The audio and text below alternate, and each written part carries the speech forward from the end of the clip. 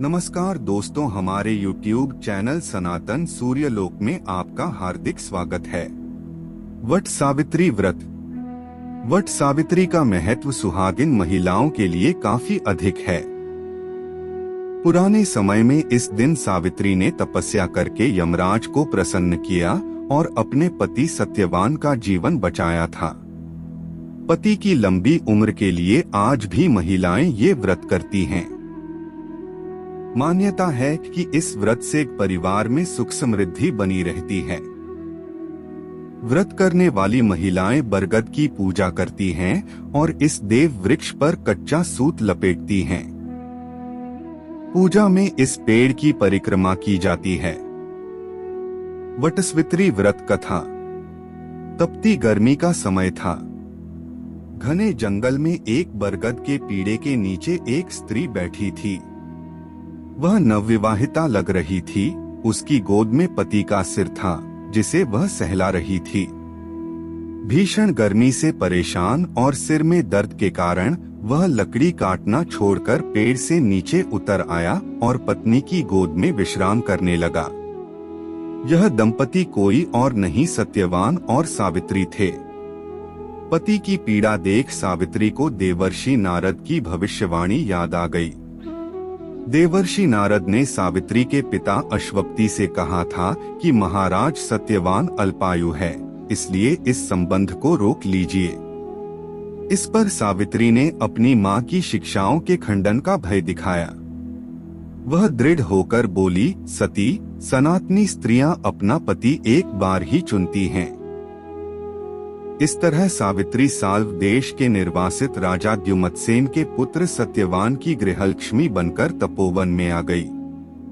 आज देवर्षि के बताए अनुसार वही 1 वर्ष पूर्ण होने वाली तिथि है जिस दिन उसके पति का परलोक गमन होना तय था। तभी तो सुबह से विचलित मन लिए सावित्री सत्यवान के साथ ही वन में चली आई थी। अभी वह आम के पेड़ से लकड़ियां चुन ही रहे थे कि भयंकर पीड़ा और चक्कर आने के कारण वह जमीन पर गिर पड़े। यमराज ने हर लिए सत्यवान के प्राण। इतने में यमराज प्रकट हुए। वह सत्यवान की आत्मा को पाश से खींच कर ले जाने लगे। इसके बाद यमराज सत्यवान के शरीर में से प्राण निकालकर उसे पाश में बांधकर दक्षिण दिशा की ओर चल दिए।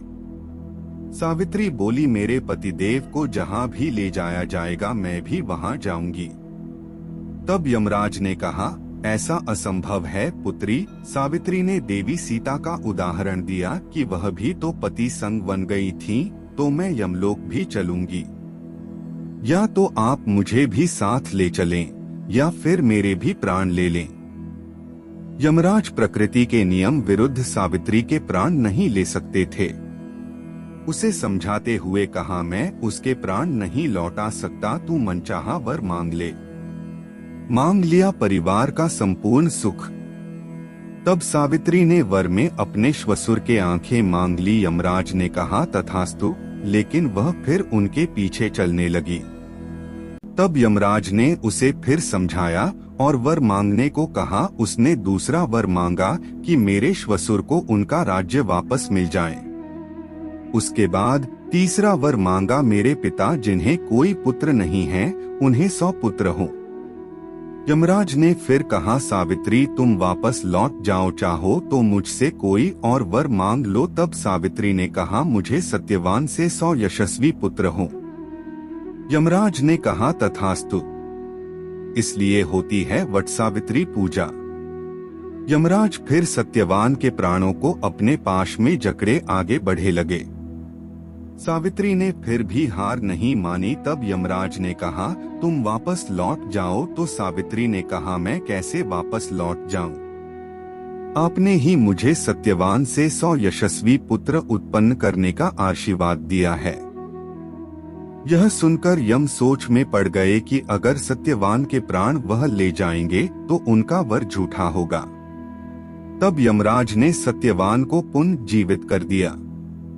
इस तरह सावित्री ने अपने सतीत्व से पति के प्राण, श्वशुर का राज्य, परिवार का सुख और पति के लिए 400 वर्ष की नवीन आयु भी प्राप्त कर ली। इस कथा का विवरण महाभारत के वन पर्व में मिलता है।